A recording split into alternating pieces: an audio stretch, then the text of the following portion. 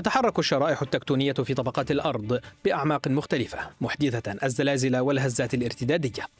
جنوبية تركيا في ولاية كهرمان مراش عند الساعة 4:30 صباحا بالتوقيت المحلي تحركت الشرائح التكتونية على عمق 18 كيلومترا متسببة بزلزال شديد بلغت قوته 7 درجات و17 درجة على مقياس ريختر. فكان هذا المشهد.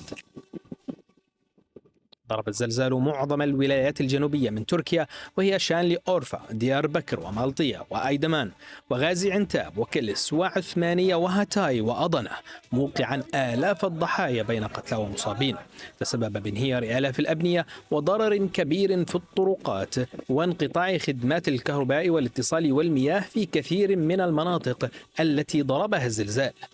ساعات قليلة يحدث زلزال ثان قرب كهرمان مراش وصلت قوته وفقا لمركز أبحاث الزلازل التركية إلى 7 درجات و16 درجة على مقياس ريختر، زاد من أضرار سابقه وضحاياه. قالت إدارة الكوارث والطوارئ التركية إن أكثر من 120 هزة ارتدادية وقعت في محيط مركز الزلازل، وهي بحسب وصف الرئيس التركي رجب طيب أردوغان أكبر كارثة تشهدها البلاد منذ عام 1939. الزلزال وصلت آثاره إلى سوريا فضرب محافظات حلب وإدلب وحماة واللاذقية وطرطوس وصولا إلى دمشق التي شعر سكانها بهزة أرضية وفق وكالة سانا الرسمية.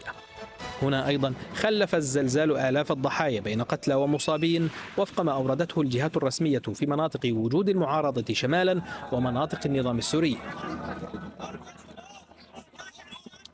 وفي سوريا تستمر أعمال البحث بإمكانات أقل، لكن حصيلة الضحايا سواء في سوريا أو تركيا ستبقى مرشحة للارتفاع.